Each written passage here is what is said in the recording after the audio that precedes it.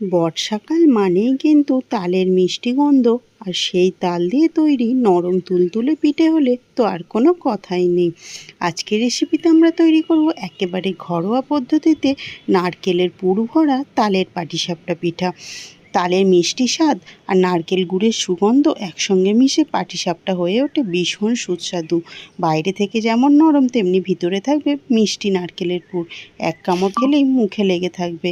এটা বানাতে খুব বেশি উপকরণের প্রয়োজন হয় না, কয়েকটি ঘরোয়া উপকরণেই তৈরি হয়ে যাবে আজকের এই সুন্দর পাটিসাপটা পিঠা। পিঠাটা বানানোর জন্য প্রথমে এখানে নিয়ে নিয়েছি একটা কাপ মেপে 1 কাপ চালের গুঁড়ো। চালের গুঁড়োটা প্রথমে চেলে নিতে হবে যাতে কোনো রকম দলা পাকিয়ে না যায়। দেখো এইভাবে চেলে নিতে হবে। আবারও ওই 1 কাপেরই একটু কম নিয়েছি ময়দা। পরিমাপগুলো কিন্তু সঠিকভাবে নিতে হবে। ময়দাটাকেও আবারও চেলে নিলাম। আবার 1/2 কাপের কম নিয়েছি এখানে সুজি। মাপগুলো ঠিকঠাক হলে পিঠেটা কিন্তু একেবারে পারফেক্টভাবে তৈরি হয়ে যাবে। সমস্ত উপকরণ খুব ভালোভাবে মিশিয়ে নিলাম। তারপরে দিয়ে দিলাম পরিমাণ মতো লবণ। যতটা সুজি নিয়েছি ঠিক ততটাই নিয়েছি কিন্তু এখানে চিনি, মানে 2 থেকে 3 টেবিল চামচ চিনি নিলেই যথেষ্ট। সবগুলো ভালোভাবে মেশানো হয়েছে, আর এখানে নিয়েছি উষ্ণ গরম জল। জলটা দিয়ে এবারে এইগুলোকে ভালোভাবে প্রথমে মিশিয়ে নেব। চালের গুঁড়ি সুজি যেহেতু আছে তাই একটু রেস্টে রাখার প্রয়োজন। তাই প্রথমে একটু জল দিয়ে এটাকে একটা থকথকের মতো ব্যাটার রেডি করে নিতে হবে। তারপরে এটাকে রেস্টে রেখে দিতে হবে। আর এইভাবে যদি তালের পাটিসাপটা বানাও তাহলে কিন্তু প্রতিটা পাটিসাপটাই সুন্দর হবে। যারা কোনো দিন বানায়নি তাদের হাতেও পারফেক্টভাবে তৈরি হয়ে যাবে এই পাটিসাপটা পিঠা, যদি এই রেসিপিটা তোমরা ফলো করে বানাও।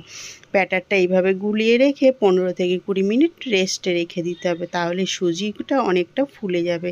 দেখো সুজিটা কিন্তু অনেকটাই ফুলে গেছে আর টাইট হয়ে গেছে। আবারও একবার ভালোভাবে নাড়িয়ে নিতে হবে। তারপরে এখানে 1/2 বাটির মতো নিয়ে নিয়েছি তালের মেথি। তালের মেথিটাকে এবারে এই চালের গুঁড়োর মধ্যে দিয়ে খুব সুন্দরভাবে এবার নাড়িয়ে ভালোভাবে মিশিয়ে নিতে হবে। আর মেশানোটা 3 থেকে 4 মিনিট সময় নিয়ে করতে হবে।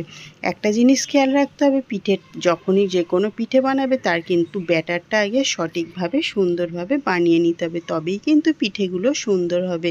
পিঠের ব্যাটার যদি না রেডি হয় তাহলে কিন্তু কোনো পিঠেই ভালো হবে না।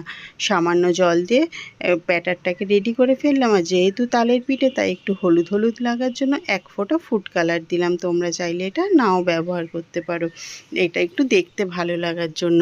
পারফেক্ট ব্যাটারটা কিন্তু পুরোপুরি রেডি হয়ে গেছে। আর থিকনেসটা ঠিক এইভাবেই থাকবে, তাহলে কিন্তু প্রতিটা পিঠাই খুব সুন্দরভাবে উঠে আসবে।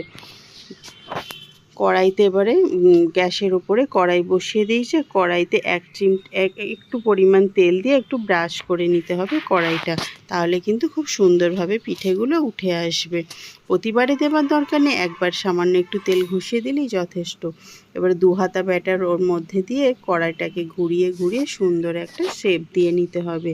পাটিসাপটা পিঠে বানানো যেমন সোজা তেমনি কিন্তু খেতে খুবই ভালো লাগে। চাপা দিয়ে মিনিট খানেকের মতো মিডিয়াম ফ্লেমে এটাকে বানিয়ে নিতে হবে। যখন ওপর থেকে সুন্দরভাবে ড্রাই হয়ে আসবে আর চারিদিকটা ছেড়ে আসবে তখন এরকম নারকেলের পুরটা হাত দিয়ে দিতে হবে। এবারে আস্তে একটা হাতার সাহায্যে এইটাকে রোল করে নিতে হবে। পাটিসাপটা পিঠা আমার কাছে রোল করাটা খুবই মনে হয় ঝামেলার কাজ, তাই আমি এখানে 2টো হাতা ব্যবহার করেছি। অনেকেই আছে পাটিসাপটাটা খুব সুন্দরভাবে রোল করে নিতে পারে। এইভাবে পাটিসাপটাটা রোল করে নিয়ে তৈরি হয়ে গেল একটা সুন্দর মজাদার পাটিসাপটা পিঠে। সকালের নাস্তায় বলো বা বিকেলের চায়ের সঙ্গে এরকম যদি পিঠে থাকে তাহলে আর কোনো কথাই নয়। আবারও এরকম 2 হাতা ব্যাটার দিয়ে দিলাম, আর ব্যাটারটাকে এইভাবে ঘুরিয়ে সুন্দর একটা শেপ দিয়ে নিতে হবে।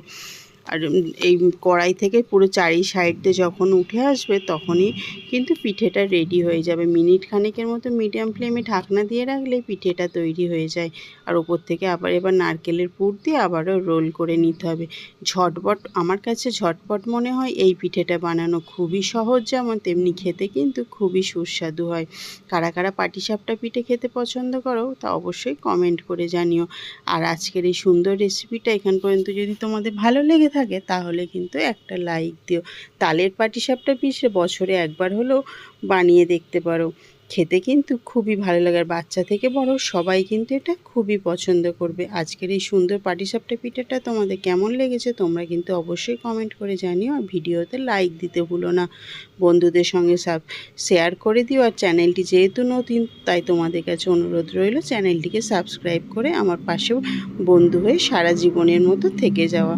তো আজকের ভিডিওটা এখান পর্যন্তই, দেখা হবে আরও একটা নতুন ভিডিও নিয়ে, নতুন রেসিপি নিয়ে তোমাদের সঙ্গে। তো আজকের ভিডিওটা কেমন লাগলো তোমরা কিন্তু অবশ্যই কমেন্ট বক্সে জানিও, আর পাকা তাল দিয়ে এই পিঠেটা একবার বাড়িতে বানিয়ে খেও, সবাই কিন্তু বাড়ির পছন্দ করবে। Tata bye.